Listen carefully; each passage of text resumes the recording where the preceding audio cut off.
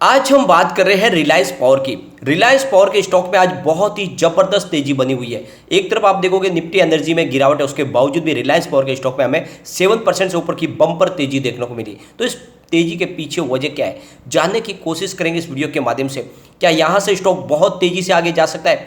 यहाँ पे अगर आप देखोगे तो एक तरह से तो रिलायंस पावर के ऊपर से अनिल अंबानी की पकड़ काफ़ी कमज़ोर हो चुकी है। उनको एमडी के पद से इस्तीफा भी देना पड़ा, लेकिन उसके बावजूद भी रिलायंस पावर का कामकाज तो तेज़ी से आगे बढ़ रहा है। और दूसरी तरफ कंपनी ग्रीन एनर्जी और परंपरागत ऊर्जा के ऊपर काम करने वाली कंपनी, यानी दोनों सेक्टर में कंपनी काम करती है। और ऐसे में सरकार का जो गोल है उसको अचीव करने में रिलायंस पावर का भी बड़ा योगदान हो सकता है। तो ऐसे में यहाँ पे बहुत सारी खरीदारी हो रही है लगातार। आप देख सकते हो कि बहुत ही जबरदस्त वॉल्यूम भी हुआ है। तो क्या है ये इशारा, क्या बहुत ही जबरदस्त तेजी आने वाली है?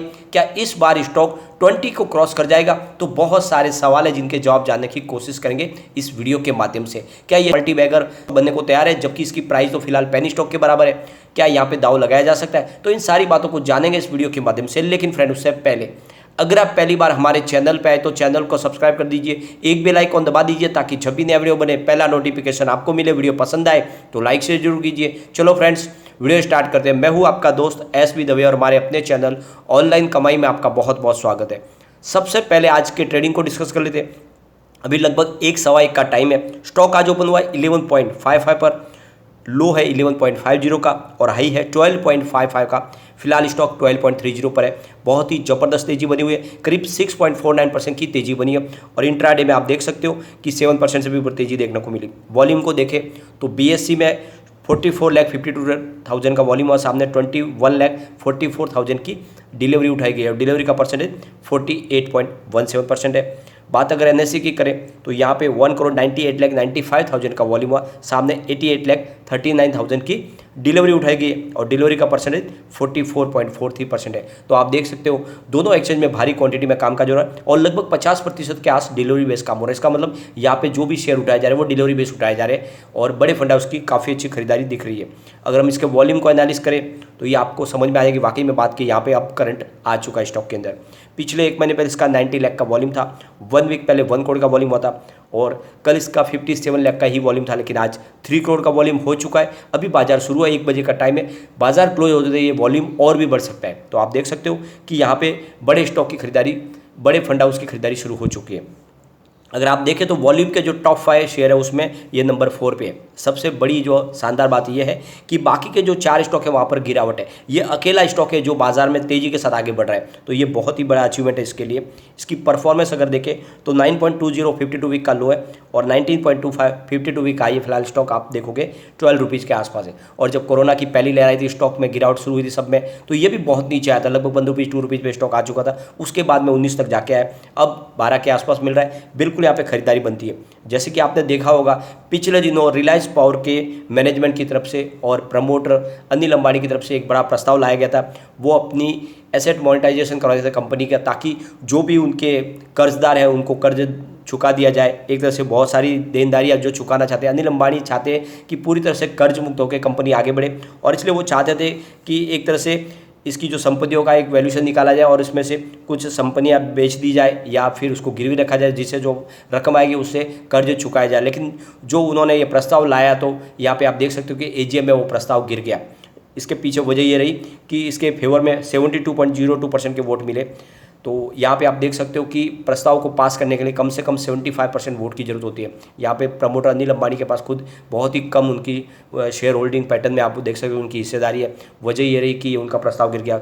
जितने भी उसके रिटेल शेयर होल्डर हैं उन्होंने तो फेवर में वोट दिया, लेकिन जो इसके लेंडर है उन्होंने इस प्रस्ताव को गिरा दिया। और वजह यह है कि उनके हिसाब से फिलहाल ये प्रस्ताव उनको उपयुक्त नहीं लग रहा है। लेकिन अनिल अंबानी की मंशा साफ है, वो चाहते हैं कि कंपनी पूरी तरह से कर्ज मुक्त होते आगे बढ़े। कुल मिला के देख सकते हैं कि फिलहाल ये प्रस्ताव तो खारिज हो गया है और उनकी एमडी की पोस्ट भी चली गई है। उसके बावजूद भी कंपनी का कारोबार बहुत तेज़ी से आगे बढ़ रहा है। इनके पास बहुत सारे ऑर्डर भी फिलहाल पाइपलाइन में, जिसमें ग्रीन एनर्जी के बहुत सारे प्रोजेक्ट हैं और साथ में थर्मल बेस्ड पावर प्रोजेक्ट भी है। तो आप देख सकते हो कि सरकार का जो गोल है कि आने वाले 2030 तक 500 गीगावाट का इंस्टॉलेशन करना है ग्रीन एनर्जी के माध्यम से, और इसके लिए जरूरी है कि जो भी पुरानी कंपनियां हैं वो तेजी से अपने कारोबार को आगे और बढ़ाए। दूसरी तरफ आप देखोगे तो नीति आयोग की रिपोर्ट भी कहती है कि 2030 तक कोल डिमांड पीक पर होगी। इसका मतलब इलेक्ट्रिसिटी कंजम्पशन बढ़ेगा और उसको पूरा करने के लिए कोल बेस्ड पावर प्लांट की जरूरत पड़ेगी। तो ऐसे में ये कंपनी के पास बहुत सारे फिलहाल रनिंग कंडीशन में पावर प्लांट है। तो ऐसे में आप देख सकते हो कि सरकार की पूरी इसके ऊपर रहमो करम होने वाली है, और इसीलिए ये कंपनी यहाँ पे रुकने वाली नहीं है। आप देख सकते हो कि इनकी जो प्रोजेक्ट है उसमें आप कोल बेस्ड पावर प्रोजेक्ट है, गैस बेस्ड पावर प्रोजेक्ट भी है, सोलर पावर भी है, और इनका विंड पावर भी है, हाइड्रो इलेक्ट्रिक पावर भी है। हर तरह के पावर प्रोजेक्ट इनके पास है। कंपनी बहुत मजबूत है और पूरे हिंदुस्तान में इनकी प्रेजेंस है। आप देख सकते हो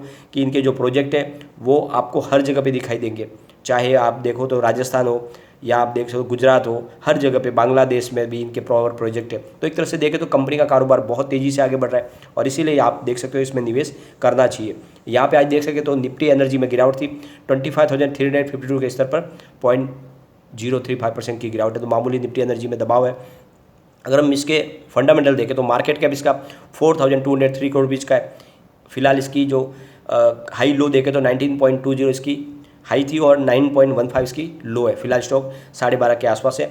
बुक वैल्यू इसकी 36.10 की है। आपको खास ध्यान रखना है, अपनी बुक वैल्यू से बहुत ही नीचे रन कर रहा है, और ऐसे में यहाँ पे निवेश का जरिया बनता है।